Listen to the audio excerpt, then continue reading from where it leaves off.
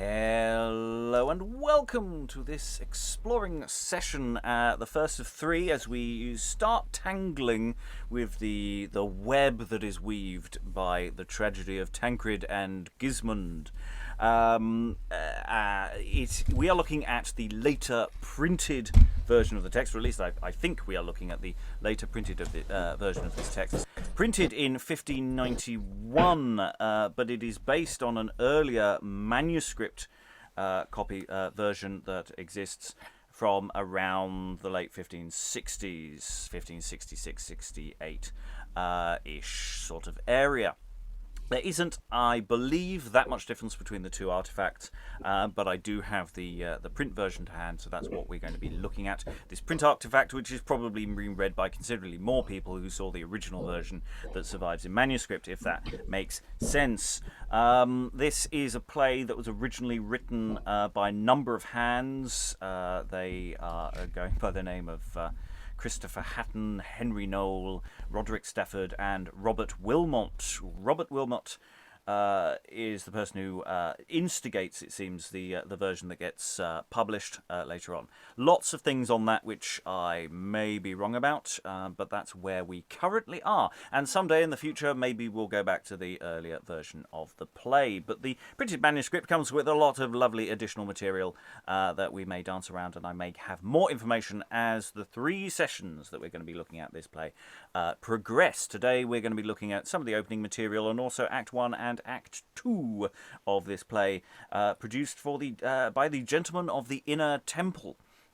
And we've done a few plays of this ilk at the various Inns of Court and things like that, which have a certain style and a certain flow of their very own. And reading this text today, we have a crack team of readers.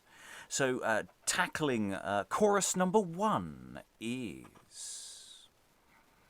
Hello, hi, I'm Eric, and I'm slowly fading into the dark. Reading chorus number 2 and Lucrece is... Hi, I'm Rachael, an actor in New Jersey. Reading chorus number 3 and also Cupid is... Hi, I'm Liza Graham. I can't figure out whether I'd rather be in Eternal Darkness or New Jersey. Reading chorus number 4 and Tancred of the title is... Hi, I'm David, researcher and writer on British art, based in London. And reading Gismunda, just to confuse us in terms of names, is... Hi, I'm Angela. I'm a historian. That's it. And finally, here to lurk, but also to read some of the help us read some of the opening prose material that we have is Alexandra. I'm just happy to be here. And I'm your host, Robert Crighton. I'll be reading occasional stage directions, and I may read a few other little bits and bobs as well. I'm going to see how much opening material that we're going to get into as we go. So the, as I say, printed, it comes with this compiled by the Gentlemen of the Inner Temple, and then by them presented before Her Majesty, newly revived and polished, according to the decorum of these days, by Mr. Wilmot. So we're going to read this opening dedicatory opening gambit to the right worshipful and virtuous ladies. I'll ask Alexandra to read that, please. To the right worshipful and virtuous ladies, the Lady Mary Peter and the Lady Anne Grey, long health of body with quiet of mind in the favour of God and men for ever. It is most certain, right virtuous and worshipful, that of all human learning, poetry, how contemptible soever it is in these days, is the most ancient. And in poetry there is no argument of more antiquity and elegancy than is the matter of love, for it seems to be as old as the world, and to bear date from the first time that man and woman was. Therefore, in this, as in the finest metal, the freshest wits have in all ages shown their best workmanship. So, amongst the other these gentlemen with which which, with what sweetness of voice and liveliness of action they then expressed it, they which were of Her Majesty's right honourable maidens can testify. Which, being a discourse of two lovers, perhaps it may seem a thing neither fit to be offered unto your ladyships, nor worthy me to busy myself withal. Yet can I tell you, madams, it differeth so far from the ordinary amorous discourses of our days, as the manners of our time do from the modesty and innocency of that age. And now, for that weary winter is come upon us, which bringeth with him drooping days and tedious nights, if it be true that the motions of our minds follow the temperature of the air wherein we live, then I think the perusing of some mournful matter, tending to the view of a notable example, will refresh your wits in a gloomy day, and ease your weariness of the lowering night. Which, if it please you, may serve you also for a solemn revel against this festival time, for Gismund's bloody shadow, with a little cost, may be entreated in her self-like person to speak to ye. Having, therefore, a desire to be known to your worships, I devised this way with myself to procure the same, persuading myself there is nothing more welcome to your wisdoms than the knowledge of wise, grave, and worthy matters, tending to the good instruction of youths, of whom you are mothers. In this respect, therefore, I shall humbly desire you to bestow a favourable countenance upon this little labour, which, when ye have graced it withal, I must and will acknowledge myself greatly indebted unto your ladyships in this behalf. Neither shall I among the rest that admire your rare virtues, which are not a few in Essex, cease to commend this undeserved gentleness. Thus, desiring the King of Heaven to increase his graces in you both, granting that your ends may be as honourable as your lives are virtuous, I leave with a vain babble of many needless words to trouble you longer. Your worship's most dutiful and humble orator, Robert Wilmot. Oh, I really like elements of that. I mean, it really is naughty, isn't it? I mean, well done. Some of that is just turning far too many corners far too quickly. But I do. It's an interesting contention during winter. Whether the perusing of some mournful matter will refresh your wits. Does anyone feel that, or do we feel that that's possibly the worst thing to be doing? Well, ghost stories in winter, and they're kind of traditional. Yeah, but it's also just quite well. It's Gismund's bloody shadow, so it's Eric. I was just going to mention Frankenstein because, sort of the whole context of that is basically three writers stuck in a shack in the mountains. Well, not stuck, but I mean, on holiday, whatever. They decided to write till basically do NaNoWriMo until one of them finishes something, and it happens to be Mary Shelley who finishes Frankenstein, which is very sort of. It's like, why would you do that to yourself in the middle of nowhere? I don't know, just. Yeah. Well, perhaps you had no other way of talking about what was really bothering you about your poet husband.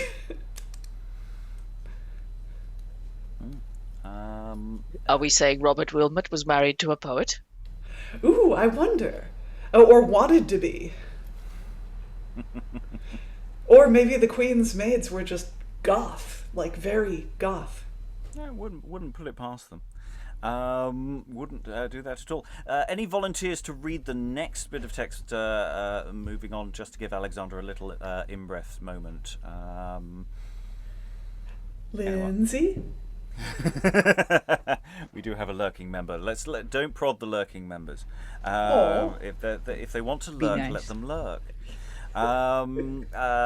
Eric, would you like a ridiculously abstruse bit of text? I can try. Okay, we have another interesting thing with perhaps some interesting more information. So this is to his friend Robert Wilmot. Eric, if you take it away. To his friend Robert Wilmot. Master Robert Wilmot, look not now for the terms of an entreater. I will beg no longer, and for your promises I will refuse them as bad payment. Neither can I be satisfied with anything but a peremptory performance of an old intention of yours. The publishing, I mean, of those waste papers, as it pleases you to call them, but as I esteem them a most exquisite invention of Gismund's tragedy.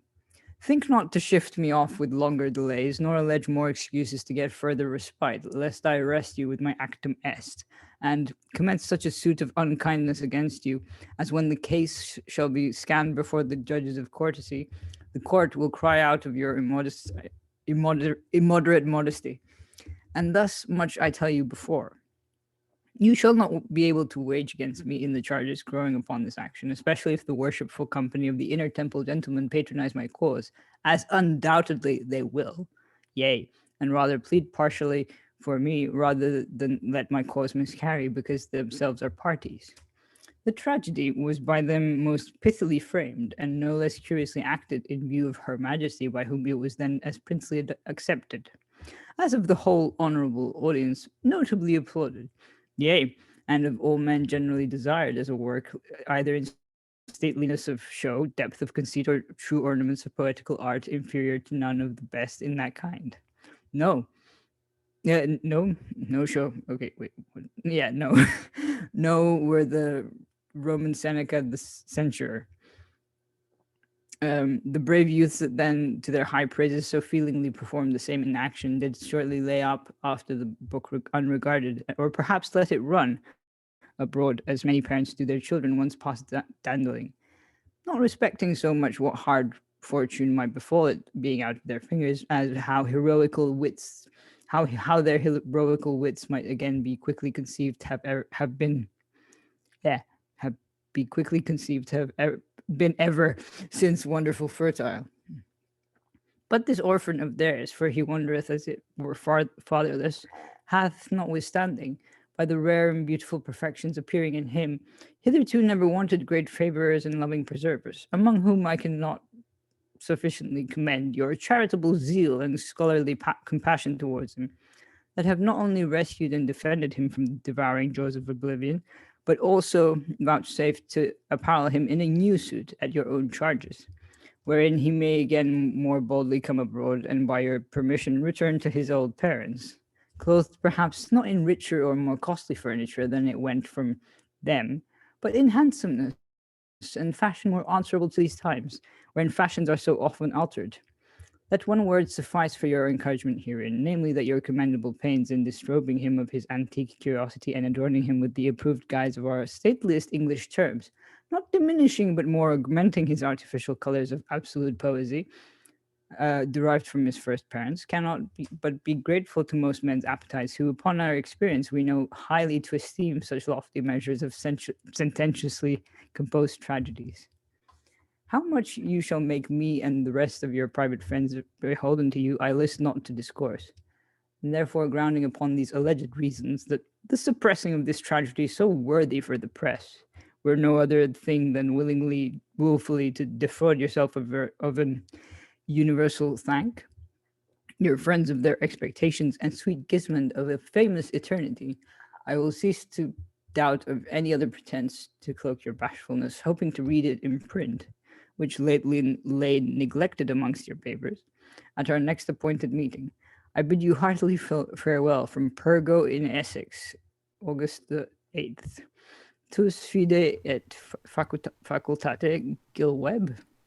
And there ends the fan demanding the release of the unpublished manuscript of this masterwork. And, you know, he's been suppressing this tragedy. It's been suppressed, people. It was that good. The brave youths, the actors that played it, lay up the book unregarded. They didn't know they had gold in their hands.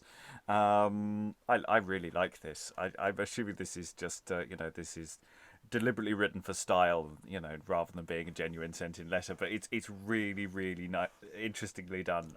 Thoughts in the room? I'm only stopping briefly for little thoughts here. Alexandra. Just following up on your thought, it seemed I've been wondering throughout, is this ironic? Is this not ironic? And I think without the context of the historical aspect, we can't really tell. But in its use for for considerations for performance, I'm wondering, you could push it very far in one direction or you could push it very far in the other direction, even though you're not using this text, this opinion. You could push it very far one way or another in informing a production.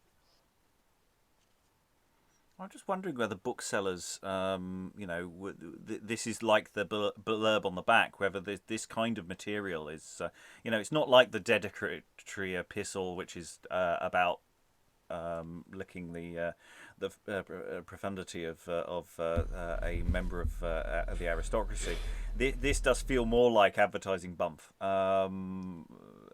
There, Angela. Just on that, a lot of texts do have these letters, of course, and the idea is that only an honourable, noble man would not dream of putting himself out there in public in print. Who knows who might buy it? So it's kind of this idea that you've got to be pressed. It's a bit like when the speaker is elected and then has to be dragged to his chair. You've got to pretend you didn't really want to do it. So it's quite common, isn't it, to have those in all sorts of texts. I've seen them in all sorts of things. Very briefly, Eric, before we do the last bit of this that we're doing today. It just reminded me of sort of like Virginia Woolf level sentences where you've got one paragraph that is one page. Just like it doesn't stop. It just keeps going. And it's like, yes, brackets, but hey, I mean, come on. At this period, they did that. I mean, people would often go to a semicolon or a colon where we would put a full stop. And in modern editions, you see that people do that. We've had this supposed letter to demanding the release of this manuscript. I don't know if this is explicitly a response to that coming up next, but we have another bit of text by Mr. Wilmot. So, Robert Wilmot, if you would take it away again, please. To the worshipful and learned society, the gentlemen students of the inner temple, with the rest of his singular good friends, the gentlemen of the middle temple, and to all other courteous readers, Robert Wilmot wisheth increase of all health, worship, and learning, with the immortal glory of the graces adorning the same. Ye may perceive, right worshipful, in perusing the former epistles sent to me, how sore I am beset with the importunities of my friends to publish this pamphlet. Truly I am and have been, if there be in me any soundness of judgment, of this opinion, that whatsoever is committed to the press is commended to eternity, and it shall stand a lively witness with our conscience to our comfort or confusion in the reckoning of that great day. Advisedly, therefore, was that proverb used of our elder philosophers, manum a tabula, withhold thy hand from the paper, and thy papers from the print, or light of the world, for a lewd word escaped is irrevocable, but a bad or base discourse published in print is intolerable. Hereupon I have endured some conflicts between reason and judgment, whether it were convenient for the commonwealth, with the indecorum of my calling, as some think it, that the memory of Tancred's tragedy should be again by my means revived, which the oftener I read over, and the more I considered thereon, the sooner I was won to consent thereunto, calling to mind that neither the thrice reverend and learned father, Mr. Beza, was ashamed in his younger years to send abroad in his own name his tragedy of Abraham, nor that rare Scot, the scholar of our age, Buchanan, his most pathetical Jephthah. Indeed, I must willingly confess this work simple, and not worth comparison to any of theirs, for the writers of them were grave men, of this young heads. In them is shown the perfection of their studies, in this the imperfection of their wits. Nevertheless, herein they all agree, commending virtue, detesting vice, and lively deciphering their overthrow, that suppress not their unruly affections. these things noted herein, how simple soever the verse be, I hope the matter will be acceptable to the wise.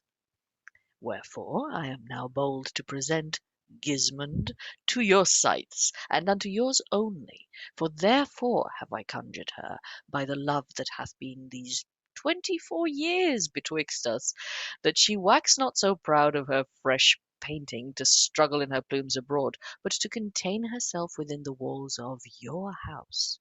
So am I sure she shall be safe from the tragedian tyrants of our time, who are not ashamed to affirm that there can be no amorous poem savour of any sharpness of wit, unless it be seasoned with scurrilous words.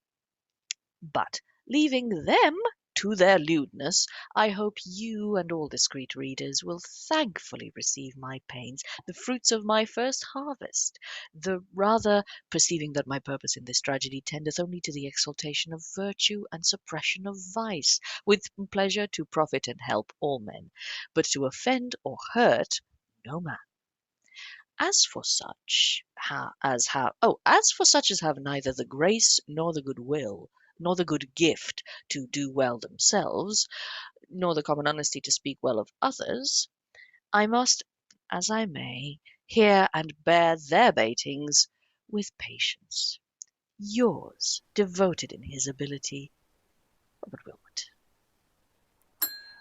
Oh, there's so much good stuff in there. None of the lewd stuff. No, we've got to be careful when you publish things. That the kind of stuff that you'll get spoken is, it's dangerous. Got to be careful with what you publish. Just a little note on the Master Beza I'm wondering whether that's a reference to when he's talking about Abraham's Sacrifice, which is a play that gets translated later, but which we've done. If that is, I don't know. I could be wrong there. I just suddenly went, oh, hang on, we've read that in a later translation. So I'm wondering if that is the same, because it's a very similar name and it's an Abraham. So that makes me happy. Thoughts on that? It does explicitly say, in response to the fan letters that we've got, I've got to publish this. Absolutely, we've got to. It was demanded of me. It would have been criminal not to. Eric. I like how each writer, I've noticed this like with other scripts as well, where they've got their own signature, like sort of going, not just like literally signature, but also sort of, I don't know, one person might say, for example, your worship's most dutiful and humble orator, as he did before, or like, you're a devoted writer or something. And then you've got other people who are like, you're most observant, so on and so forth. And it's very sort of clear who is the writer, although you don't actually know, you might not need the name for that to be made obvious. Liza. Yeah, I'm intrigued by the reluctance to print, obviously, it's partly a social class thing, of course. He doesn't need the money from printing it, God forbid, or God forbid that he should give that impression, even if he does. But also the thing, manu matabula, withhold thy hand from the paper, and thy papers from the print or light of the world. For a lewd word escaped is irrevocable, but a bad or base discourse published in print is intolerable. So really, I guess what he's saying is if nobody knows anything about you, but you publish something, there's really no place for your reputation to go but down.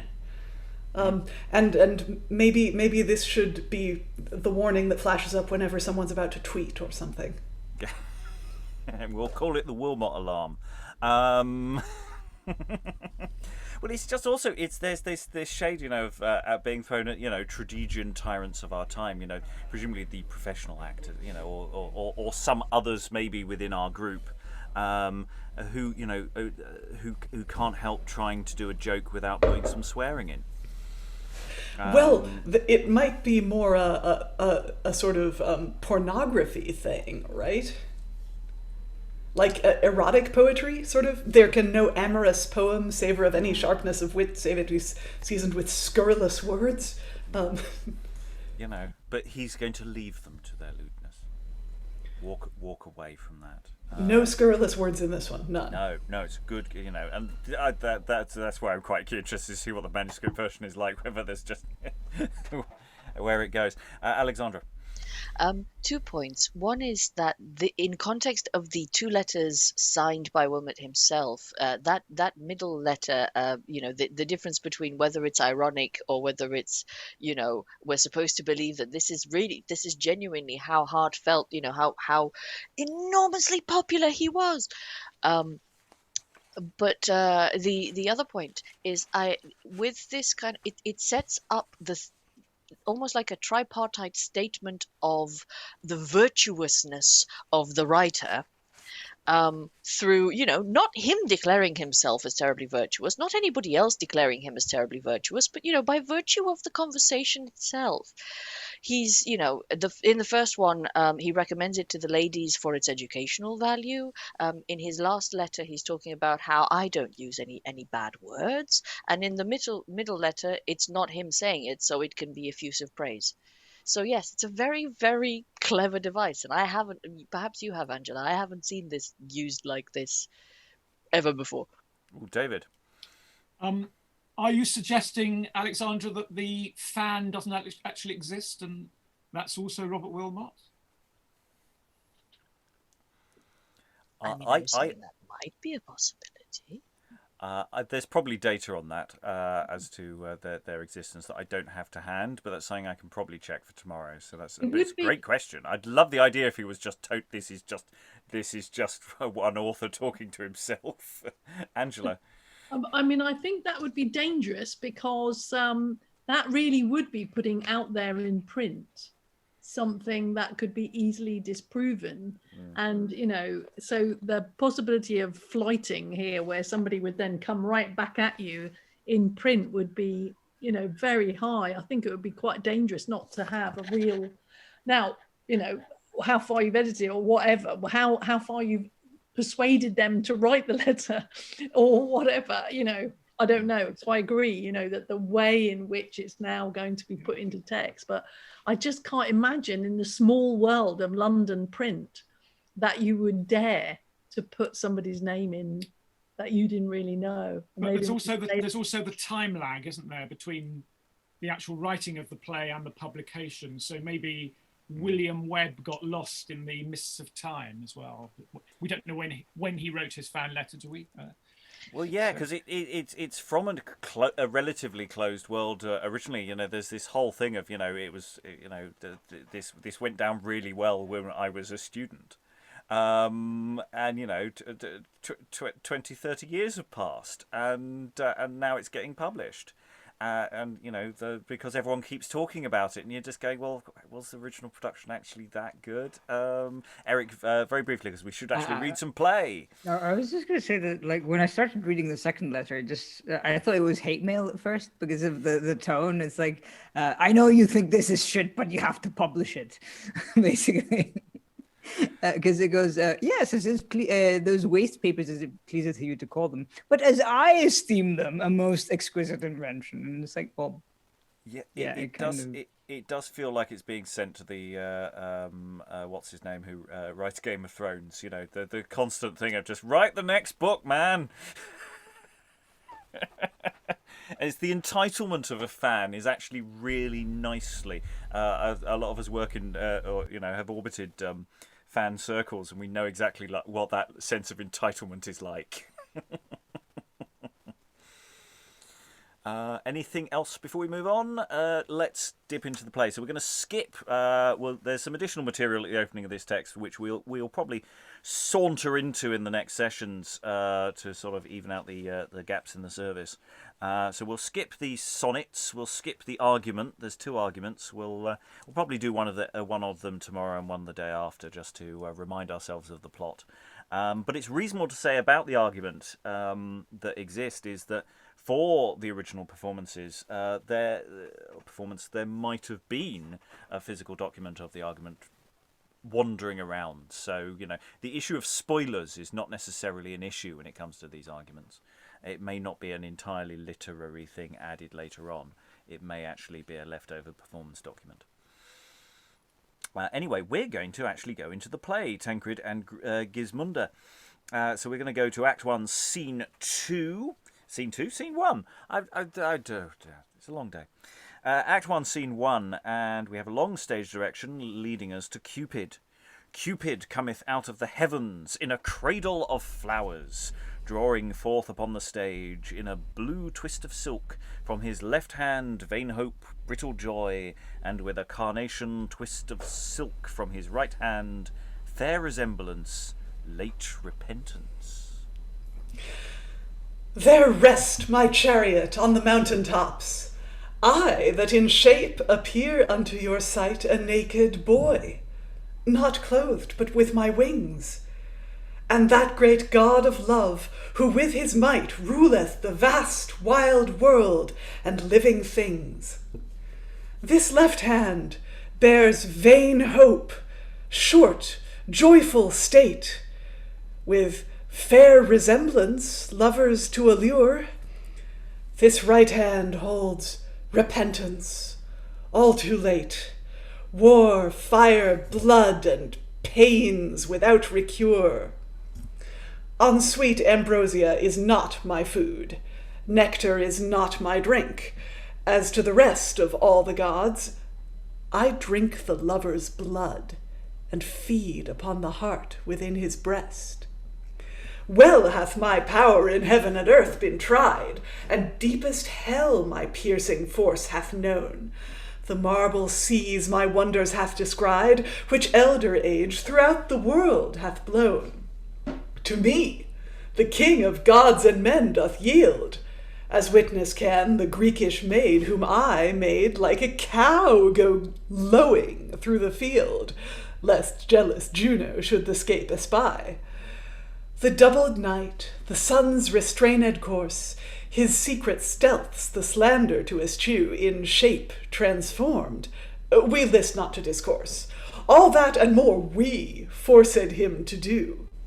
The warlike Mars hath not subdued our might, we feared him not, his fury nor disdain.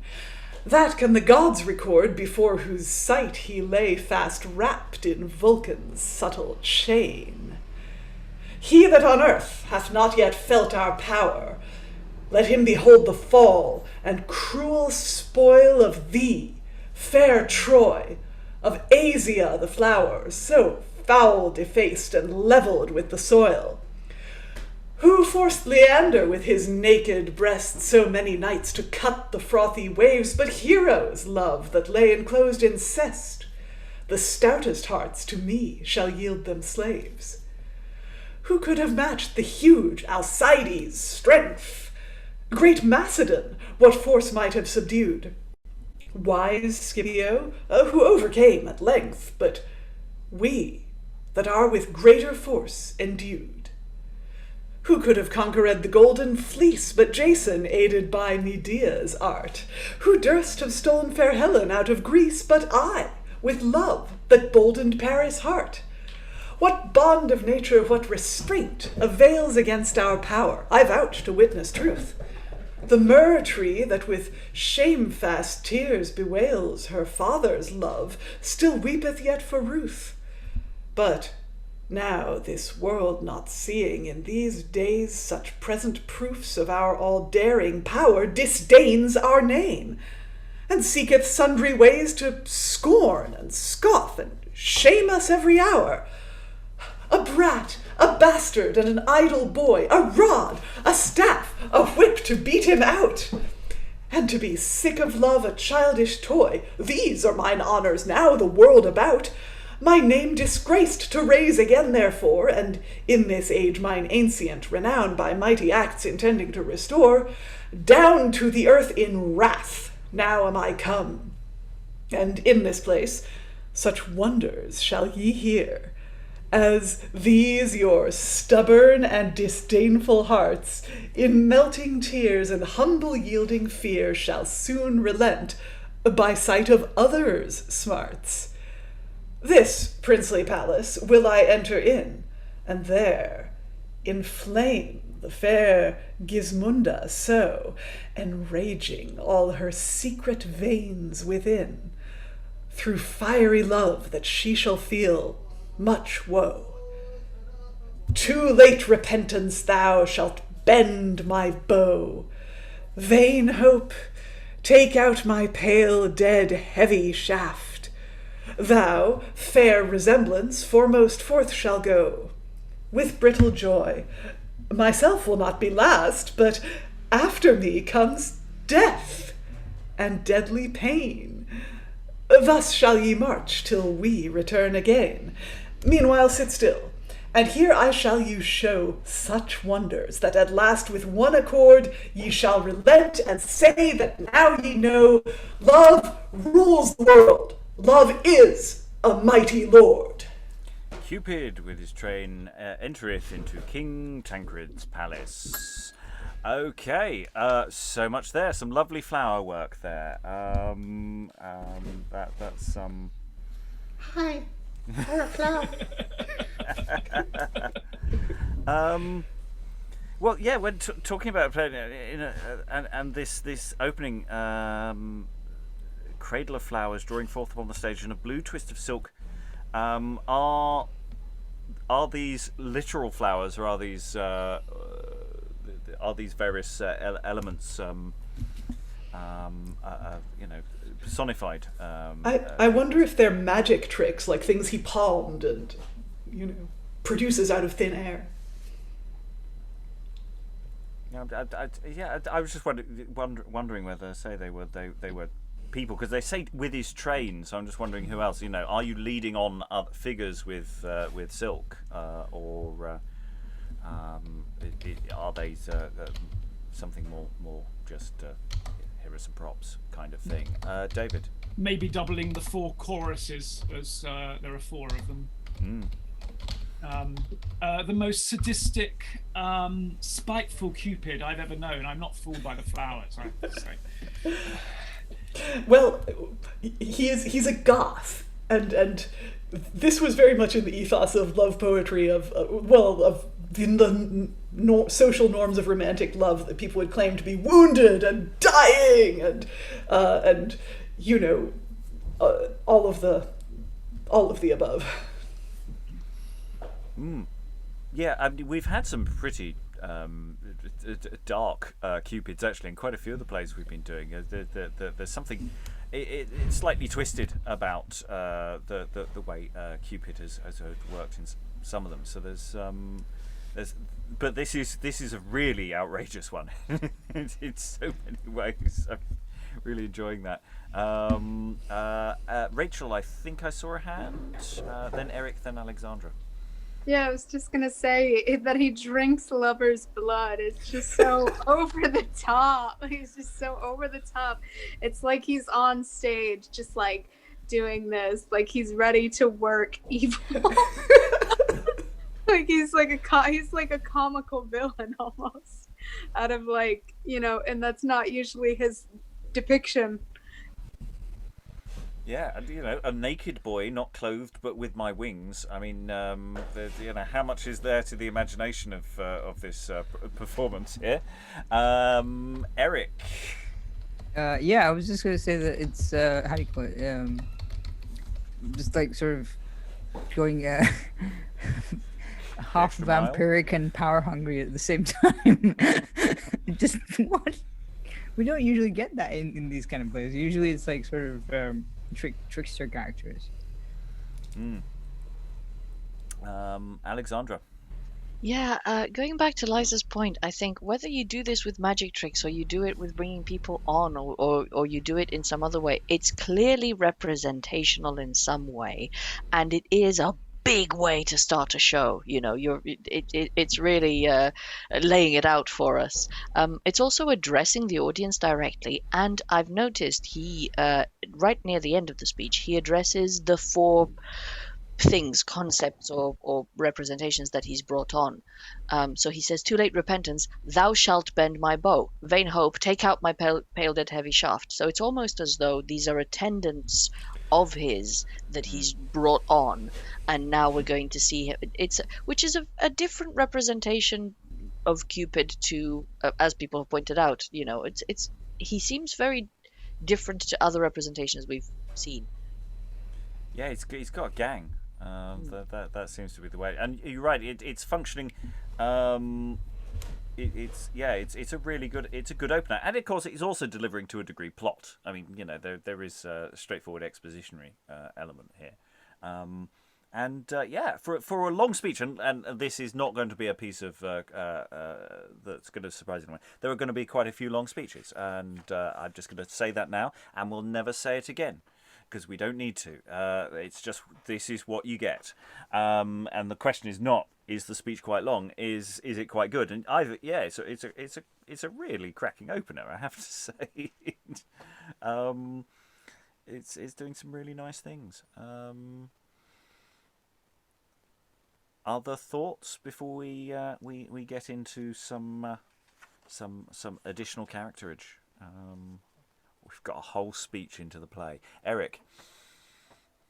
Liza put in the chat sort of a potential dance number, and my brain just went, "Let's do it, let's fall in love." And it's like, no, that's the complete opposite of that.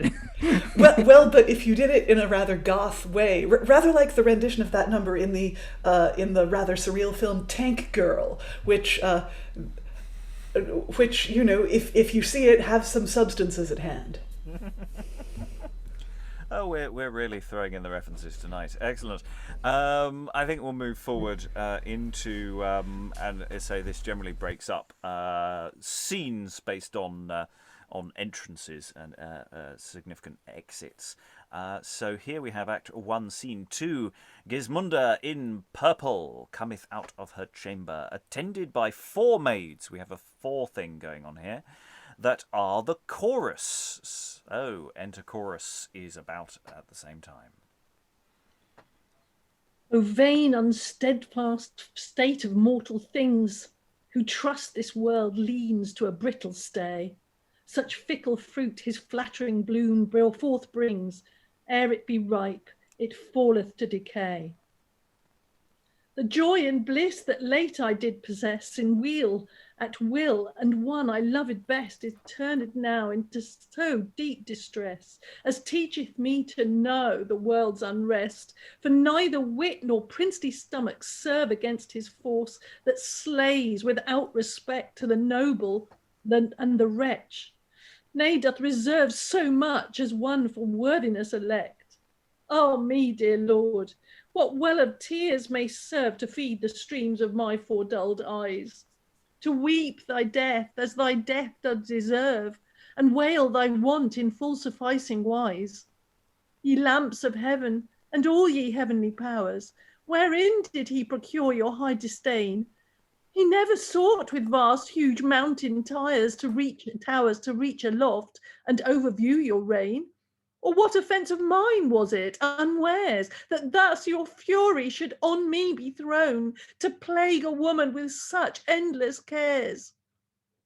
I fear that envy hath the heavens this shown, the sun his glorious virtues did disdain.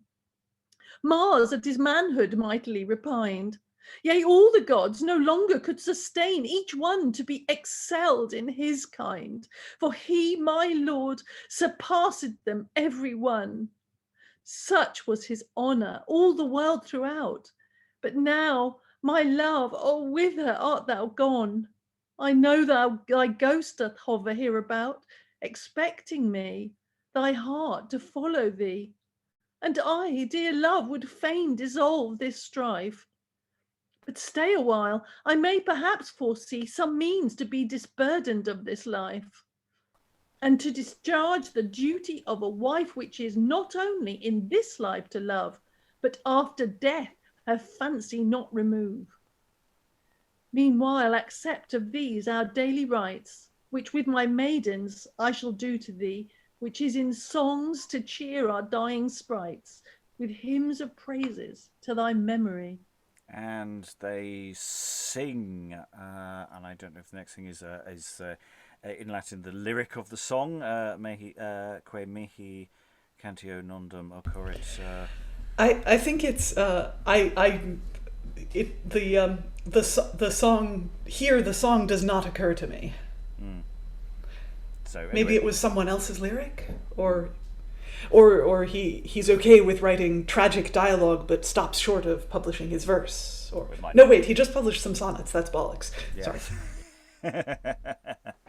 Or that it wasn't that important to him, or all the various things. So Gismunda is where she is. How are we feeling about Gismunda and her opening address? She's not a happy bunny. Yes. David. This is the first time I think it occurs, but I think it happens a lot throughout the play. And it's a question as much as anything else. But we get these, she begins with 4 lines in inverted commas and almost ends it with another. Throughout this play, there seem to be these sort of well-known sayings that are kind of scattered that the speakers recite and respond to. Yes, I noticed that she's. I kind of almost expected it to say that she was reading because she really saw. She quotes 4 lines, and then the last bit about the duty of a life is not to. I thought, where does that come from? That's not a homily or anything. Well, there's where does that come from? I don't have a critical edition in front of me. We have encountered this in other plays where that's to suggest emphasis. Oh, okay. That though it might not be a quote, it might be a quote. Sometimes these things are, but that could just be denoting that this should be said in a very emphatic way or something along those lines. I think we had similar things like in Gorboduc, but I could be wrong on that front. So don't quote me on that. Don't at me, please don't. So we've got the chorus. We obviously can't see the chorus and we can't hear the chorus because the chorus is singing something we don't know what it is. But we've got someone has entered with 4 people, and then someone has entered with 4 people, most probably. So we're getting an interesting symmetry to it. We've got people delivering these speeches, and then I say breaking things up with song, with perhaps actions. There is a sense of motion to it, even though at the moment it is just speech and speechifying. So interesting things there. Any additional thoughts before the action continues? Because we have paused. It says it's a new scene, but actually the action is continuing. Eric.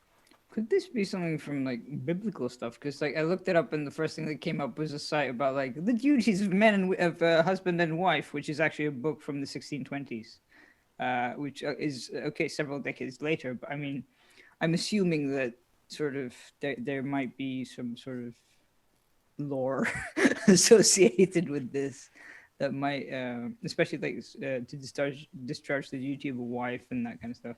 Yeah. There is the homilies are these sort of like mini sermons that get read out at church regularly on Sundays, and so you would have thought, particularly this latter thing, might have been from that, but it doesn't look familiar to me. I don't think there's a homily that says that you shouldn't marry after you're widowed. That doesn't sound right to me at all. But I suppose we can go and check. Yeah, and it may be littered with all sorts of things that they've been reading. So that might be, and they might be things that we're not so aware of. But anyway, to a degree, the viewing audience might not notice these questions that are very textual for us. We will continue the scene. The song ended. This is labelled as Act 1, Scene 3. The song ended. Tancred the king cometh out of his palace with his guard. Fair daughter, I have sought thee out with grief to ease the sorrows of thy vexed heart. How long wilt thou torment thy father thus, who daily dies to see thy needless tears? Such bootless plaints that know nor mean nor end do but increase the floods of thy lament. And since the world knows well there was no want in thee of aught that did to him belong, yet all thou seest could not his life prolong. Why then dost thou provoke the heavens to wrath? His doom of death was dated by his stars, and who is he that may withstand his fate? By these complaints small good to him thou dost, much grief to me, more hurt unto thyself, and unto nature greatest wrong of all. Tell me not of the date of nature's days, then in the April of her springing age. No, no, it was my cruel destiny that spited at the pleasance of my life. My daughter knows the proof of nature's course, for as the heavens do guide the lamp of life, so can they reach no farther forth the flame than whilst with oil they do maintain the same. Cursed be the stars, and vanish may they, cursed, or fall from heaven, that in their dire aspect abridged the health and welfare of my love. Gismund, my joy, set all these griefs apart. The more thou art with hard mishap beset, the more thy patience should procure thine ease. What hope of hap may cheer my hapless chance? What sighs, what tears may countervail my cares? What should I do but still his death bewail, that was the solace of my life and soul? Now I want the wanted guide and stay of my desires and of my reckless thoughts, my lord, my love, my life, my liking gone, in whom was all the fullness of my joy, to whom I gave the first fruits of my love, who with the comfort of his only sight all care and sorrows could from me remove. But father, now my joys fall past to tell, do but revive the horrors of my hell, as she that seems in darkness to behold the gladsome pleasures of the cheerful light. What then avails thee, fruitless, thus to rue his absence, whom the heavens cannot return? Impartial death thy husband did subdue, yet hath he spared the kingly father's life, who during life to thee a double stay, as father and as husband will remain, with double love to ease thy widow's want of him whose want is cause of thy complaint. Forbear thou therefore all these needless tears that nip the blossoms of thy beauty's pride. Father, these tears love challengeth of due. But reason saith thou shouldst the same subdue. His funerals are yet before my sight. In endless moans princes should not delight. The turtle pines in loss of her true mate. And so continues poor and desolate. Who can forget a jewel of such a price? She that hath learnt to master her desires, let reason work what time doth easily frame in meanest wits to bear the greatest ills. So plenteous are the springs of sorrows that increase my passions, as neither reason can recure my smart, nor can your care nor fatherly comfort appease the stormy combats of my thoughts. Such is the sweet remembrance of his life. Then give me leave. Of pity, pity me, and as I can, I shall allay these griefs. These solitary walks thou dost frequent yield fresh occasions to thy secret moans. We will therefore thou keepest company, leaving thy maidens with their harmony, when thou with us. Virgins, withdraw yourselves. Tancred and Gismunda with the guard depart into the palace. The four maidens stay behind as chorus to the tragedy, and now all the speakers will be the choruses 1, 2, 3, and 4. The diverse haps which always work our care, our joys so far, our woes so near at hand, have long ere this and daily do declare the fickle foot on which our state doth stand. Who plants his pleasures here to gather root, and hopes his happy life will still endure. Let him behold how death with stealing foot steps in when he shall think his joy is most sure. No ransom serveth to redeem our days. If prowess could preserve our worthy deeds, he had yet lived, whose 12 labors displays his endless fame, and yet his honor spreads. And that great king, that with so small a power bereft the mighty Persian of his crown, doth witness well our life is but a flower, though it be decked with honor and renown. What grows today in favor of the heaven, nursed with the sun and with the shower sweet, plucked with the hand, it withereth ere even. So pass our days, even as the rivers fleet.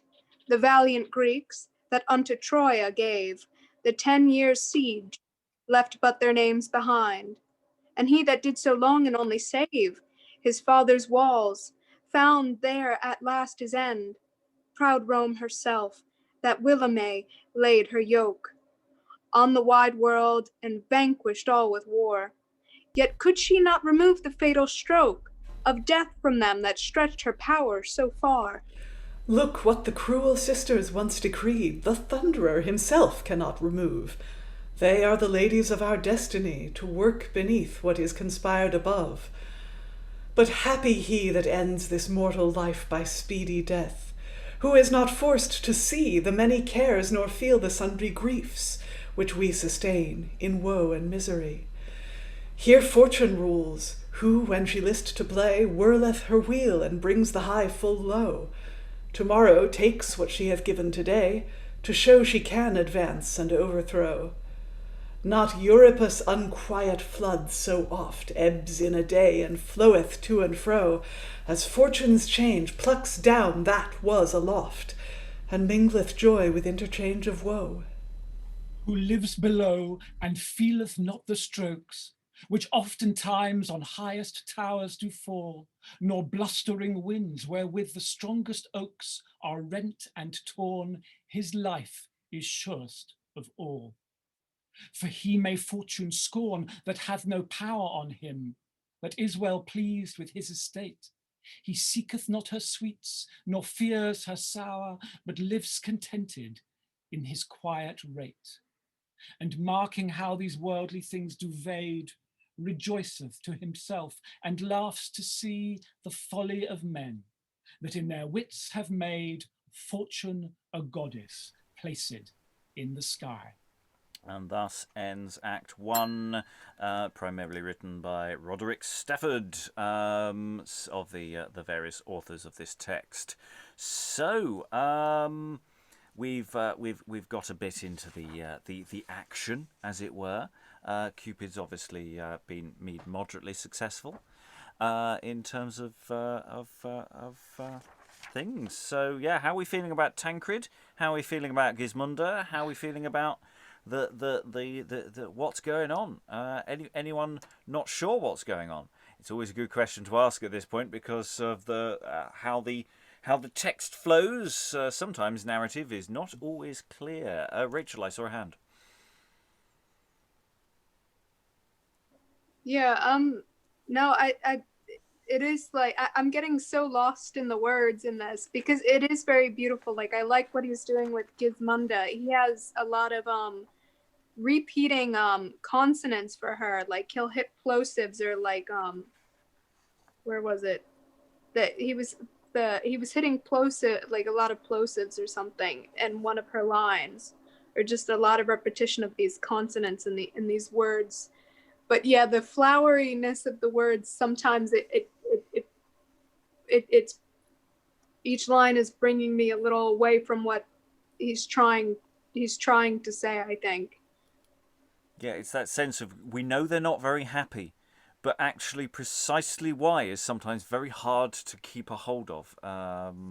Thoughts from the room? Who wants to leap in? David, then Alexandra, then Eric. I just want to speak up for Tancred at this point because he's at his most sympathetic now and he's not going to get any more sympathetic. So, he becomes creepy by the end of this section in wanting to replace her husband as well as be her father. So, he seems kind and loving to begin with, but it doesn't last long. I'll go to Liza before I go to Alexandra. Oh, sorry. Yes. I was just going to say, Yeah, in this scene, like leaving aside the god awfulness that happens later, Spoilers. leaving aside the god awfulness that might or might not happen later. Tancred seems to be fulfilling, the role of the role of a consoling and supportive parent, and one of the things he does is very much in line with Burton's Anatomy of Melancholy, which I don't know whether it had been published at this point, but one of Burton's great yes, it wasn't. Excellent. One of Burton's things that he says, which may or may not predate him, is, if you are idle, be not solitary. If you are solitary, be not idle. That's to get around melancholy. So Tancred does, I guess, a good thing leaving Gismunda not alone, but with her maids, which also provides a nice excuse to move into the chorus scene. And the chorus verse is really nice. I mean, not cheerful, obviously. They're not doing a great job cheering her up, but they're doing a Greek chorus's job, which is to elaborate on the story and on the emotions of the moment. The bit I read, I was joyfully discovering I really liked it. Happy he that ends this mortal life by speedy death is a commonplace of Greek tragedy, that you can't really say that anyone's happy until they're dead, because even if they look happy, they might suffer a reversal of fortune and before they die, and therefore they might not die happy, so you can't really say anyone's happy till they're dead. Says Euripides at least, and maybe some others. Alexandra. Most of my points have been made. I also wanted to add what I found interesting in the chorus section is that they are using different ways, but essentially coming to the same conclusion, which is, or sort of altogether reaching the same point, which is the inevitability of fate. Which again, after the very first scene, to have someone turn up and go, and by the way, terrible, terrible things happen and can't be avoided. In life in general, I'm not spoiling anything, again, is a real mood setter. Yeah. Oh, yeah. And the thing is, I was only half being serious about the spoiler issue. Because, we know it's a tragedy, and also, as I say, the actual full plot may, it might be something that if you're reading it, you can have read it before we went into it. So but I'm going to comment further on that later on. Eric, then David. I can't remember which one it was. I think it was Sophonisba, where they were just like sort of being invaded by the Egyptians, but the Egyptians were being invaded by the Romans, and they just had like 3 scenes of monologues. That this is how this feels a bit, but I don't know if that's just me. I think you're probably thinking of the Tragedy of Antony. Yes, that one. Yeah, which is very much on this neoclassical vein as this as well. Yeah. And of its original writing in France is probably not actually that far away from temporally. Yeah, it feels very sort of long text and unwieldy text until you actually get to the dialogue. Yeah, it's what this kind of neoclassical work does, and we will never mention that again. David. I was just going to say the real spoiler is, for those who were with us last week, there are no pirates. No, what? Oh no, I demand pirates every week. Otherwise, whoa. I feel cheated. Yeah. Maybe we should write in some pirates. Yeah, I think we should do that. I think we should write in as a fan saying we demand pirates in the next show. Because he listens to fan letters. He does. Post-mortem, yeah, fan letters. He's just not trying. You'd be amazed how many people write from beyond the grave. It's fine. So many of them. Anyway, we will move forward into Act 2. And there's a bit of a dumb shoe.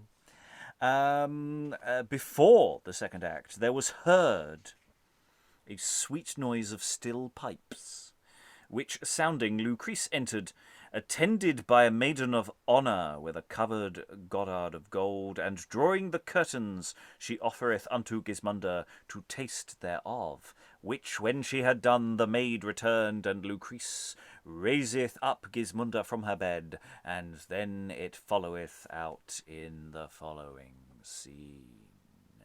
Act 2, Scene 1, Gismunda and Lucrece. Dear aunt, my sole companion in distress, and true co-partner of my thoughtful cares, when with myself I weigh my present state, comparing it with my forepasted days, new heaps of cares afresh begin to say my pensive heart, as when the glittering rays of bright Phoebus are suddenly o'erspread with dusky clouds that dim his golden light. Namely, when I, laid in my widow's bed, amid the silence of the quiet night, with curious thought the fleeting course observe of gladsome youth, how soon his flower decays, how time once past may never have recourse, no more than may the running streams revert, climb the hills when they have been rolled down the hollow vales. There is no curious art, nor worldly power, no, not the gods can hold the sway of flying time, nor him return when he is past. All things unto his might must bend, and yield unto the iron teeth of eating time. This in the shady night, when I record how soon my youth withdraws itself away. Oops, I looked up, sorry. How swift my pleasant spring runs out his race. And this, aunt, is the cause, when I advise me sadly on this thing, that makes my heart in pensive dumps dismayed. For if I should my springing years neglect, and suffer youth fruitless to fade away, whereto live I, or whereto was I born? Wherefore hath nature decked me with her grace? Why have I tasted these delights of love, and felt the sweets of Hymenaeus of bed? But to say sooth, dear aunt, it is not I, sole and alone, can thus content to spend my cheerful years. My father will not still prolong my mornings, which have grieved him and pleased me too long. Then this I crave, to be resolved of his princely mind. For stood it with the pleasure of his will to marry me, my fortune is not such, so hard, that I so long should still persist, makeless, alone, in woeful widowhood. And shall I tell mine aunt? Come hither then, give me that hand. By thine own right hand, I charge thy heart my counsels to conceal, lest late have I seen, and seeing took delight, and with delight I will not say I love a prince, an earl, a county in the court, but love and duty force me to refrain and drive away these fond affections, submitting them unto my father's hest. But this, good aunt, this is my chiefest pain, because I stand at such uncertain stay. For if my kingly father would decree his final doom, that I must lead my life such as I do, I would content me then to frame my fancies to his princely hest, as I might endure the grief thereof. But now his silence doubleth all my doubts, whilst my suspicious thoughts twixt hope and fear distract me under sundry passions. Therefore, good aunt, this labour must be yours, to understand my father's will herein, for well I know your wisdom knows the means. So shall you both allay my stormy thoughts and bring to quiet my unquiet mind. Sufficeth this, good niece, that you have said, for I perceive what sundry passions strive in your breast, which oft times ere this your countenance confused did bewray, the ground whereof, since I perceive to grow, on just respect of this your sole estate, and skilful care of fleeting youth's decay, your wise foresight such sorrowing to eschew, I much commend, and promise as I may, to break this matter, and impart your mind unto your father, and to work it so, as both your honor shall not be impeached, nor he unsatisfied of your desire. Be you no farther grieved, but return into your chamber. I shall take this charge, and you shall shortly truly understand what I have wrought and what the king affirms. I leave you to the fortune of my stars. And Gismunda departeth into a chamber, Lucrece abiding on the stage. The heavens, I hope, will favor your request. My niece shall not impute the cause to be. In my default, her will should want effect. But in the king is all my doubt, lest he my suit for her new marriage should reject. Yet shall I prove him, and I heard it said, he means this evening in the park to hunt. Here will I wait, attending his approach. And it's a good plan. In a moment, we will have Tancred coming out. It's we've got a new writer coming in here, regardless of what Wilmot did editorially. So this is Henry Noel coming in now, and it just seems to me narratively this is so much clearer. I know precisely what they are talking about at all times in this speech, in a way that the last act I really was quite foggy quite a few times. So there's something very I don't know how subtle a difference it is, but I know what's going on. I have a problem, I will sort it out. Rachael. No, that's what I noticed, is he really seems to par it down here. Like he starts to get like much more to the point, which is very much at odds with the last one. And I wonder if in the last act he was doing this thing where their words are somehow supposed to, convey the rest of the story coming up, convey their present feelings, and also give us some idea as to what maybe the set looks like. You know what I'm saying? Give us a description through their words of the physical atmosphere, even, with all these flowers and blooming, and maybe giving us an idea of this is happening in spring or something, and or giving us times, using flowers as like clocks or something, if that makes sense, with all this literally flowery language that he's using. Yeah, because I say this is a composite text with different authors assigned each act, and then we've got whatever Wilmot did to tidy it up, which is something we can compare later. So they have radically different ideas of what should be done, or what they want to do. Other thoughts or questions? Liza. Yeah, just Rob, or those who have read more than me in this period, do we have many plays earlier than this in blank verse? I know some of it is rhymed. The chorus bits are rhymed and very nicely done too, but blank verse seems to give him a much wider range of saying what needs to be said, and also let him speak more directly because he doesn't have to finish out a rhyme scheme. We don't have a lot.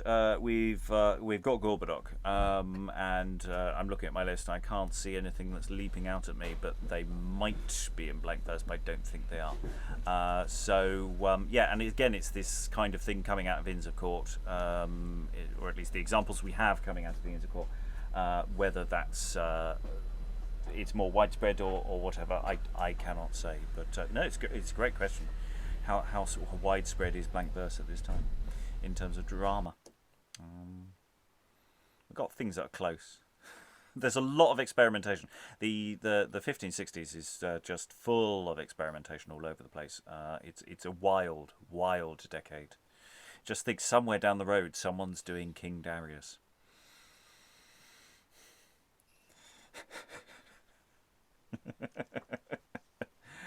Somewhere someone is translating the Bugbears.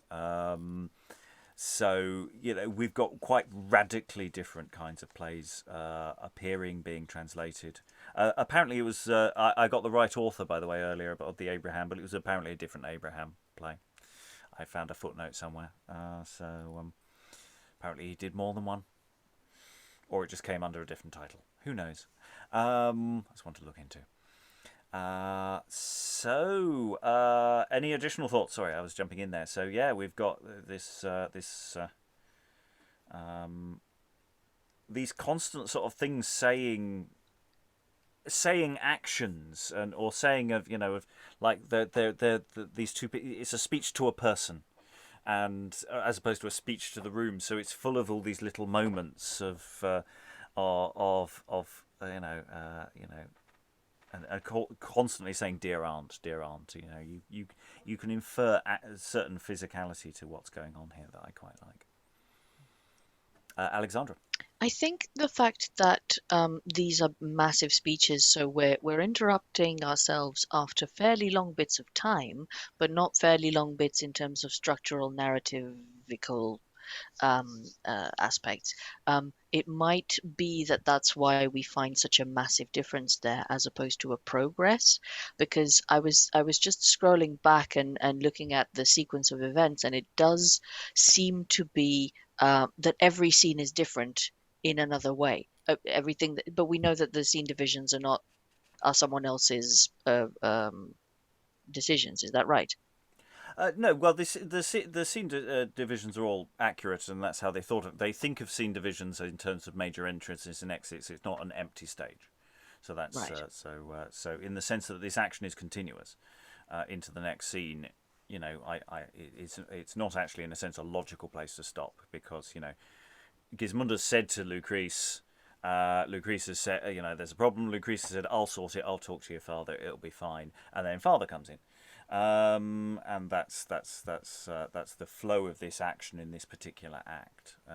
Yes, but what I'm saying is we've by kind of considering the scenes as a sequence of events as well as moods and sort of tonal changes, then we get something more of a dynamic feeling than perhaps we might get from the experience that we are having at the moment of reading very long speeches and then stopping in between. So I'm making the case for the fact that even though these two writers seem to be going in different directions, that perhaps putting the entire thing together as a complete sequence would be going in one direction. Yes, okay. And dramatic is what I'm saying. Yeah. So building in a dramatic way. Yeah, I mean, the thing is also, you've got to remember that we haven't done much text. We're into Act 2 already. Temporally, this is not a long play. I mean, it's not a short play, but it's not a long play. We've got to add in some songs to the running time, so it's longer.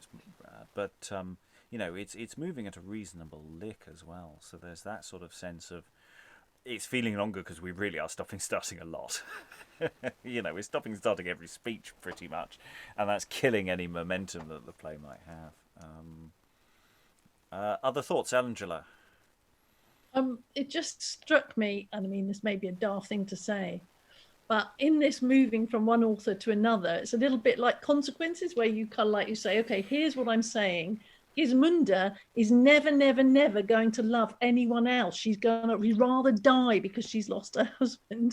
And then the next writer comes along and says, yeah, but she's a bit worried about whether she's going to lose her youth. And so maybe she's thinking of getting married after all. Now, these are two completely divorced feelings, with nothing particularly happening in between. So I'm just kind of like interested in somebody who said, all right, now get out of that, to the next author. And the author kind of get out of that in the next bit that they're writing. Anyway, we do need to move on and complete the sequence. We've got what are labelled as 2, maybe even 3 scene units to go. Anyway, Lucrece has been left alone. She's awaiting for the arrival of Tancred. Luckily, he appears. Act 2, Scene 2. Tancred cometh out of his palace with Guiscard, the County Pelurin, none of these names matter at this moment, Giulio, the Lord Chamberlain, Ranuccio, captain of his guard, all ready to hunt. Uncouple all our hounds. Lords to the chase. Fair sister Lucrece, what's the news with you? Sir, as I always have employed my power in faithful service, such as lay in me, and my best wise to honor you and yours, so now my bounden duty moveth me, your majesty most humbly to entreat, with patient ears to understand the state of my poor niece, your daughter. What of her? Is she not well? Enjoys not she her health? Say, sister, ease me of this jealous fear. She lives, my lord, and hath her outward health, but all the danger of her sickness lies in the disquiet of her princely mind. Resolve me, what afflicts my daughter so? Since when the princess hath entombed her lord, her late deceased husband of renowned, brother, I see, and very well perceive, she hath not closed together in his grave all sparks of nature, kindness, nor of love. But as she lives, so living may she feel such passions as our tender hearts oppressed, subject unto the impressions of desire. For well I wot my niece was never wrought of steel, nor carved from the stony rock. Such stern hardness we ought not to expect in her, whose princely heart in springing years, yet flowering in the chiefest heat of youth, is led of force to feed on such conceits as easily befalls that age, which asketh ruth of them whom nature bindeth by foresight of their grave years, and careful love to reach the things that are above their feeble force. And for that cause, dread lord, although... Sister, I say, if you esteem or aught respect my life, her honour, and the welfare of our house, forbear, and wade no farther in this speech. Your words are wounds. I very well perceive the purpose of this smooth oration. This I suspected when you first began this fair discourse with us. Is this the end of all our hopes, that we have promised unto ourself by this her widowhood? Would our dear daughter, would our only joy, would she forsake us? Would she leave us now before she hath closed up our dying eyes and with her tears bewailed our funeral? No other solace does her father crave, but whilst the fates maintain his dying life, her healthful presence gladsome to his soul, which rather than he willing would forego, his heart desires the bitter taste of death. Her late marriage hath taught us to our grief, that in the fruits of her perpetual sight consists the only comfort and relief of our unwieldy age. For what delight, what joy, what comfort have we in this world, now grown in years and overworn with cares, subject unto the sudden stroke of death, already falling like the mellowed fruit, and dropping by degrees into our grave? But what revives us, what maintains our soul within the prison of our withered breast, but our Gismunda and her cheerful sight? O daughter, daughter, what desert of mine wherein have I been so unkind to thee, that shouldst desire to make my naked house yet once again stand desolate by thee? Oh, let such fancies vanish with their thoughts. Tell her I am her father, whose estate, wealth, honour, life, and all that we possess wholly relies upon her presence here. Tell her I must account her all my joy, work as she will, but yet she were unjust to haste his death that liveth by her sight. Her gentle heart abhors such ruthless thoughts. Then let her not give place to these desires. She craves the right that nature challengeth. Tell her the king commandeth otherwise. The king's command always should be just. Whate'er it be, the king's command is just. Just to command, but justly must he charge. He chargeth justly that commands as king. The king's command concerns the body best. The king commands obedience of the mind. That is exempted by the law of kind. That law of kind to children doth belong. In due obedience to their open wrong. I then, as king and father, will command. No more than may with right of reason stand. Thou knowest our mind, resolve her, depart. Return the chase, we have been chased enough. Tancred returns to his palace and leaveth the hunt. He cannot hear. Anger hath stopped his ears, and over love his judgment hath decayed. Ah, my poor niece, I shrewdly fear thy cause. Thy just complaint shall never be relieved. And going straight into Act 2, Scene 3, Gismunda cometh alone out of her chamber. Oh, by this I hope my aunt hath moved the king, and knows his mind, and makes return to me to end at once all this perplexity. Lo, where she stands. Oh, how my trembling heart in doubtful thoughts panteth within my breast, for in her message doth rely my smart, or the sweet quiet of my troubled mind.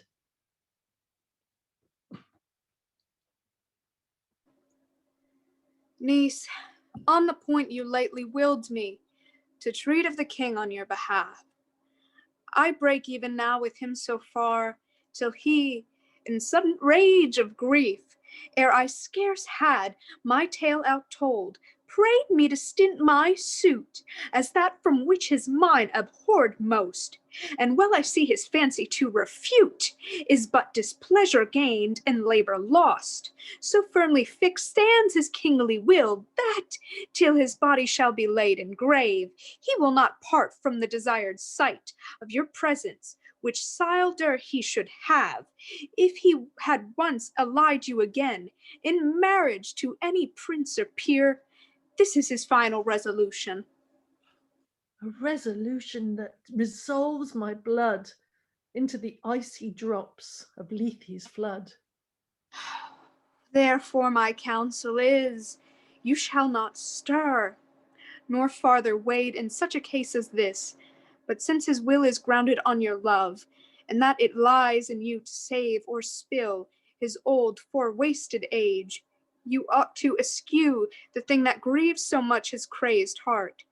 And in the state you stand, content yourself, and let his thought appease your troubled mind, that in your hands relies your father's death or blissful life.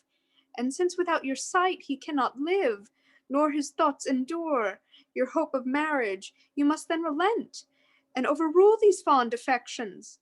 Let it be said you wrought your father's end. Dear aunt, I have with patient ears endured the hearing of my father's hard behest. And since I see that neither I myself nor your request can so prevail with him, nor any sage advice persuade his mind to grant me my desire, in willing wise I must submit me unto his command, and frame my heart to serve his majesty, and as I may, to drive away the thoughts that diversely distract my passions, which as I can, I'll labour to subdue. But sore I fear I shall but toil in vain, wherein, good aunt, I must desire your pain. What lies in me by comfort or advice, I shall discharge with all humility. Gismunda and Lucrece depart into her chamber. The chorus, who presumably have still been around all this time or have entered without a notable stage direction, now take up the thread. Who marks our former times and present years, what we are now, and looks what we have been? He cannot but lament with bitter tears the great decay and change of all women. For as the world wore on and waxed old, so virtue quailed and vice began to grow, so that age that whilom was of gold is worse than brass, more vile than iron now. The The times were much that, if we all believe of elder days, women's examples were of the rare virtues. Lucrece disdained to live longer than chaste, and boldly without fear took sharp revenge on her enforced heart with their own hands. For that it not withstood the wanton will, but yielded to the force of proud Tarquin, who bought her with fame, her fame with blood. Queen Artemisia thought an heap of stones, although they were the wonder of that age, a worthless grave, wherein to rest the bones of her dear lord, but with bold courage she drank his heart, and made her lovely breast his tomb, and failed not of wifely faith, of promised love, and of her bound behest, until she ended had her days by death. Ulysses' wife, such was her steadfastness, abode his slow return whole 20 years, and spent her youthful days in pensiveness, bathing her widow's bed with Brinish tears. The stout daughter of Cato, Brutus' wife, Portia, when she had heard his death, did not desire longer to live, and lacking use of knife, a most strange thing, ended her life by fire, and ate hot burning coals. O worthy dame! O virtues worthy of eternal praise! The flood of Lethe cannot wash out thy fame, to others great reproach, shame, and dispraise. Rare are those virtues now in women's mind. Where shall we seek such jewels passing strange? Scarce can you now among 1,000 find one woman steadfast, all delight in change. Mark but this princess that lamented here of late so sore her noble husband's death, and thought to live alone without a peer. Behold how soon she changed had that breath. I think those ladies that have lived tofore, a mirror and a glass to womenkind, by those their virtues they did set such store, that unto us they none bequeathed behind. Else in so many years we might have seen as virtuous as ever they have been. Yet let not us maidens condemn our kind, because our virtues are not also rare.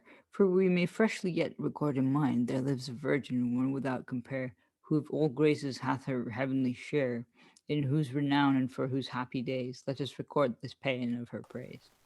And they sing a song, by the sound of it, about the Queen. Unless I'm getting the wrong virgin there. So yeah, all sorts of things in play here. My only note, extensive note that I've made here is I made two things. Lucrece, when she starts talking to Tancred, has these little stumbling repetitions that I really like, and it seems to suggest that there's an awkward, that you don't really want to start this conversation, and then the speech gets flowing and gets going, and then Tancred just says, "Right, no, stop." And I really like that. That speech has a nice reality to it. And then the more that Tancred speaks, my note is just, this is so not her problem. This is your problem, mate. That you are, yeah. Thoughts in the room, Liza. Well, women are not supposed to be enthusiastic about love at all. We're just supposed to passively go where we're directed to go and marry whoever we're directed to marry, and sex is something women are just supposed to put up with for the begetting of children. According to the church, I'm not sure about the Anglican church, but certainly the Catholic church, if you enjoy sex, it's a sin. You're just supposed to get on with it for the begetting of children, and that's supposed to be it. Yeah, and the theology in the 1560s gets a little confused. David? I mean, he's so extreme. I'm surprised he let her marry the first time around, but... maybe he wasn't looking. Maybe, but, he doesn't seem to have had any thought as to who's going to be heir to his throne, really, does he? Eric, did I see a hand? I thought I'd time that for when you took a swig of water. Yeah, of course. You always time these things perfectly. Yeah, no, I was because Liza was talking about how it's always women's fault and well, not women's fault, but like they're supposed to be directed and stuff. It's interesting if you look at like the history of like well, not love poetry exactly, but sort of I can't remember the title of the poem because I haven't studied it. I've read about it. Anyway, it's a Chaucer thing from the Canterbury Tales, the wife of Bath or something, where like and then you've got like the Gawain poems as well, where you've got like the most valuable thing is for women is the ability to choose, and now suddenly you have like I mean if you look at it over time it doesn't make sense but sort of this degradation of like it's like a backlash to sort of women's rights. No, just me being rambling. Well, the Wife of Bath's tale is very much the best thing you can give a wife is to have her own way. And that's the thing that will make her the happiest. But let's see. Gismunda was married, so technically she's a widow. A virgin is absolutely not supposed to be the person to make the moves. She's supposed to bestow her love wherever a worthy person comes to her. But it's unbecoming for her to actually have desires. This is all bollocks, of course, but it's some of the writing of the time indicates that this is at least one of the things that was thought. And of course, widows being widows being sexual was a running joke that you couldn't. There's some kind of simile where you can't hold back a river or hold mist in your hand, and you can't stop a woman from running around. Anyway, sorry. Angela. Yeah, I think Liza hits here on the tension between a kind of classical, all our examples of great women who have died rather than be unfaithful, which are all classical, and then really popular culture of the period in England. Then there's been quite a lot said about that in this play, because there's this sense that poetry was great, not as good nowadays. Virtues were great, but they're not as good nowadays. Women were great, but they're not as good nowadays. And there's an awful lot of pamphlets and ballads and other sorts of things circulating at this time. And there's ideas like, for example, the idea of green sickness, which is a virgin who hasn't managed to have sex yet will get really sick. So the important thing is that you must marry her. It's the only cure for green sickness, or she will have to have sex with somebody. So that's kind of quite common. It's big in culture. Secondly, of course, the idea of widows, that's right, that they are, that they're rampantly wanting sex and that they're dangerous to their apprentices and other people that they have. And so that's kind of, this tension is here in this play where she starts off being the great, the only thing you can ever do is to just stay faithful to your love. And then she does become somebody who says, wait, my youth is going, I want to have sex. So it's kind of interesting that tension is literally being played out here at the same time as we've been alerted to that morals and virtues and all the rest of it have declined since classical times. Well, she does also just want to marry again. I mean, this is the thing. It's not like she wants to just go out and take a lover. Her father is refusing to countenance this as even a concept, and she's living in misery of this. But the chorus blame her. Yeah, well, they do to a degree. To be her maidens, blame her. Yeah, Liza. Yeah, there is, as Angela very beautifully pointed out, there's also a conflict of duty here, in that a daughter's duty to her father is to obey, but a father's and a king's duty to his daughter is to see her married well, so that she'll have stability when he's gone. So he's emphasizing her duty to him, but not very much, but not abiding by his duty to her. rather like, and I can say this, rather like King Lear, who in in true that chronicle history. in that well-known play featuring a clown named Mumford. Absolutely, as Geoffrey of Monmouth has written so much about. Rachael. No, I was just gonna jump on that king thing because her aunt jumps on that. He's trying to he's so overly controlling. He's trying to control her mind and her feelings, even beyond. He's not just overstepping his role as a father. He's overstepping his rights as a king. He's abusing his position in this case too. Yeah, there's nothing reasonable about what Tancred is doing, and Tancred is increasingly coming across as a bit dodgy. Alexandra. But that being said, I think it would make it much more interesting in a dramatic sense if we made those parts that can be felt as reasonable or as at least internally consistent, come out as vulnerability or as genuinely loving, positive attempts at connecting with people, as opposed to the entire huge length of speech being about strategies to manipulate people to do what I want because I want it, and eventually I'm just going to impose my will. I think it's much more interesting, and because there are certain things that we would resonate with partially as audiences in some of the stuff he says, and also in some of the stuff that Gismunda says earlier on. With Tancred, for example, this idea of, but she's my child, and I want her to look after me in my old age, is a feeling many of us can understand or have heard someone kind of express. The exact context of the fact that he's a king and he has so many other people to look after him, and why specifically not let her, and all of these other things, yes. But I was just thinking, particularly as that speech was read, that it would be very interesting to me as an audience if I were made to slightly sympathize, but I'm not sure if I do. But I do slightly sympathize, but I'm not sure if I do, as opposed to being completely antipathetic. Mm.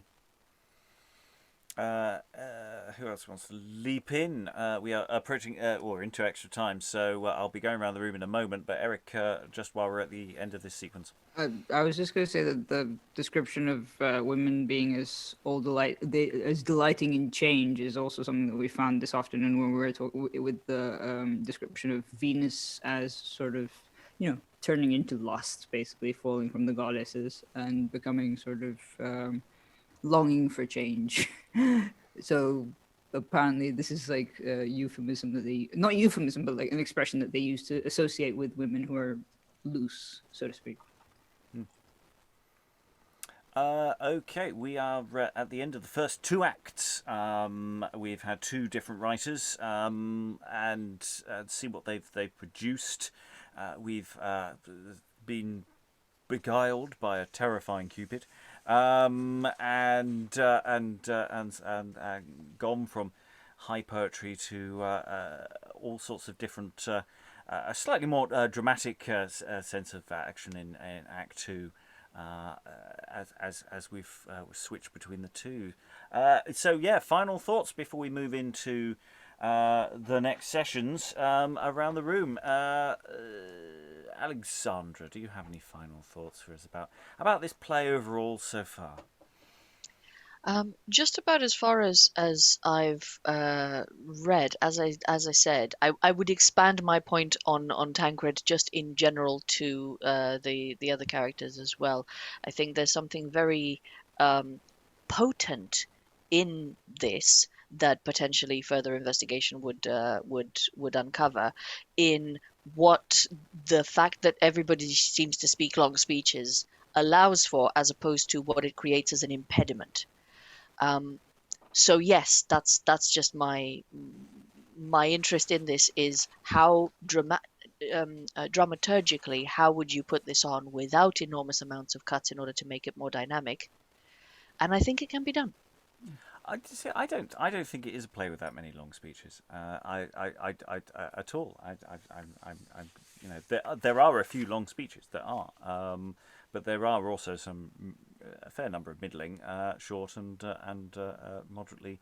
It's structured dialogue, but it does move at a reasonable lick and does interesting things. Rachael, final thoughts. I think I agree that I don't think they're super long, because when I was going back and forth with David, with him as Tancred, that there's so much to react to in the second.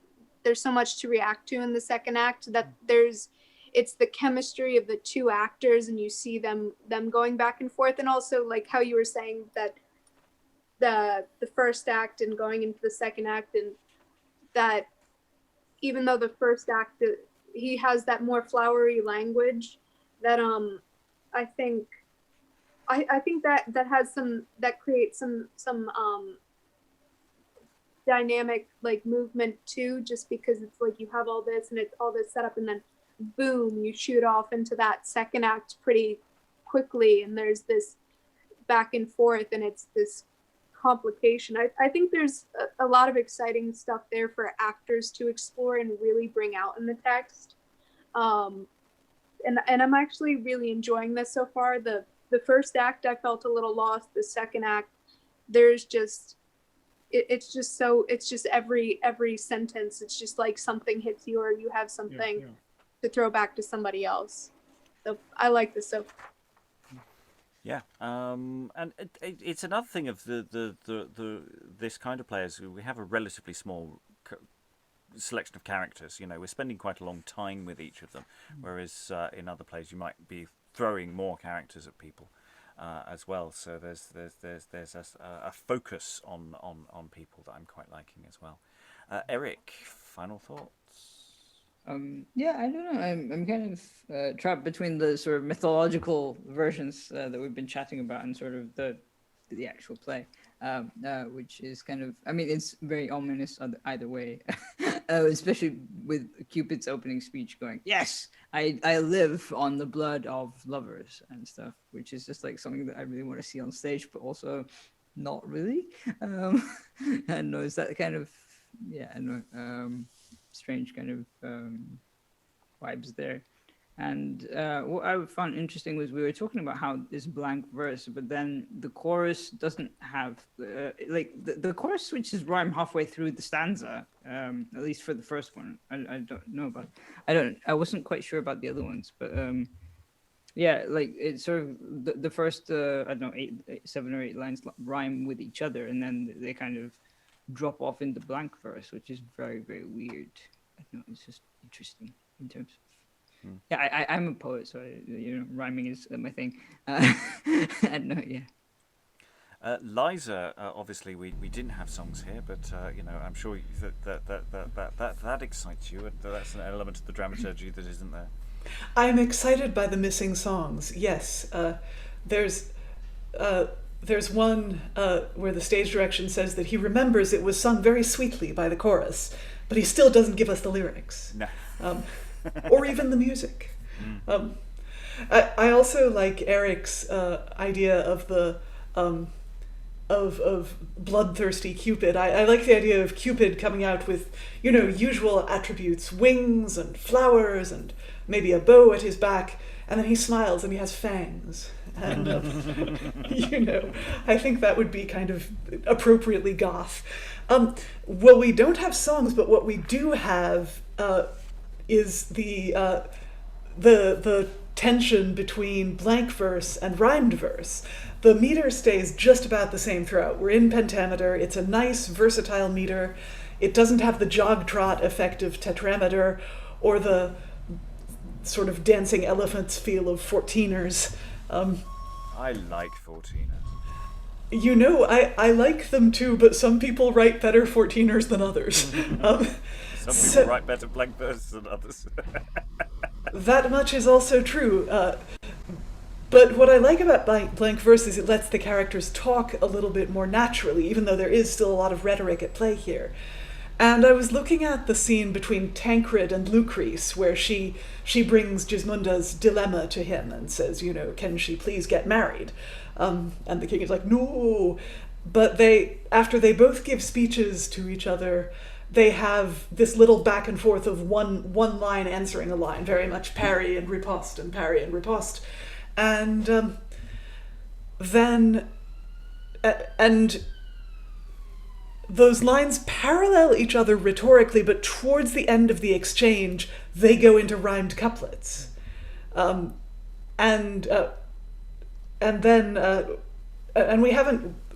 I think we haven't had that many couplets in this play. It's always been A-B, but couplets are a nice device if you're exchanging one-liners, because they let you rhyme with the person. They let you sort of, answer that person definitively with a rhyme. But then Tancred's exit line, and this is later playwrights would absolutely make Tancred's exit line a couplet, but in this one Tancred goes back into blank verse for his exit line. So I don't know. I talked a lot, but there's a lot of that sort of thing to be looked at here, and I think it can also be of great help to actors and directors. Angela, final thoughts?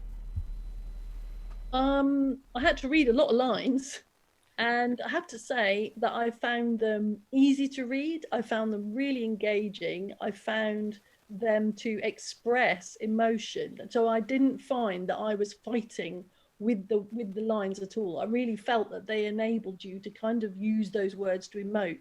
So that was really interesting, and I really enjoyed it. And I think this is a great play. You want to know what's going to happen next, and you feel empathy or sympathy at least.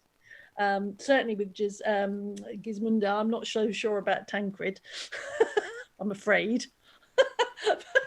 But I think, I don't know what's going to happen next, so I didn't have time to read the whole play, but I quite like her. So if she's going to do something bad or something bad's going to happen, I'm going to be really upset.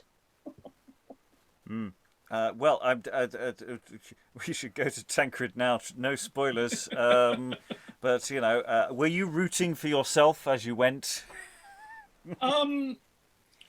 Well, I agree with Alexandra that there are ways of making him more sympathetic, and I have a thought of how we might do that. But my concern in reading ahead before this evening, I haven't read Act 5, but I'd read the others, was that, as Angela and Liza have flagged up, it's obviously based on classical models, and I was concerned that we were going to be caught too much towards predestination and not enough free will. But actually, once you get reading, there's much more air in this play, and as Rachael said, it's linguistically strong, and as Alexandra said, there's there is room for sympathy, and if you looked at it in that way, then I think a modern dress production would be really interesting. I might suggest that in a Katie Mitchellish way, we might set it in a hospital with the chorus as nurses and Tancred in bed, maybe. Excellent. Well, we are. I say this is not the first time we've played with some of the sort of intercourt type plays.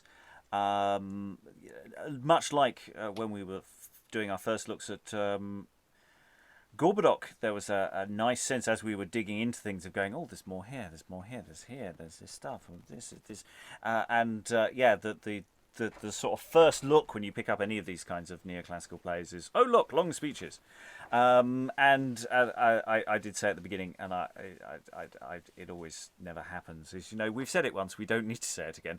It is a truth self-evident that this kind of play involves a lot of people speaking for reasonably long periods of time.